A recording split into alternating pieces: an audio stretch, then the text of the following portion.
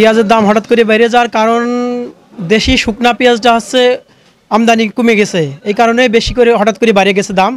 তবে এখন যারা আমরা ব্যাপারীরা কিনে আনছি অনেক চড়া দামে কিনে আনা, আমাদের এই মুড়ি কাটা পেঁয়াজও অনেক চড়া দামে কিনে আনা, দেশি পেঁয়াজও শুকনাটাও অনেক চড়া দামে কিনে আনা। হঠাৎ করে বাজার পড়ে যাওয়া তো আমাদের ব্যাপারীদের মাথায় হাত, কারণ এখন কেজিতে 20-30 টাকা নাই। এরকম পর্যায়ে হবে যে আমাদের প্রতি গাড়িতেই 4 থেকে 3.5 লাখ টাকা পর্যন্ত লস যাবে প্রতি ব্যাপারীর।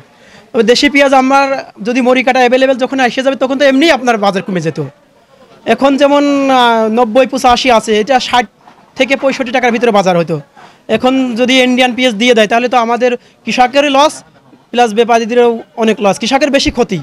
কারণ ইন্ডিয়ান দিয়ে দিলে 30 টাকা থেকে 35 টাকা আপনার পেঁয়াজটা বিক্রি হবে, তখন কৃষকের ক্ষতি না, কারণ 1 বিঘা জমিতে অনেক খরচ।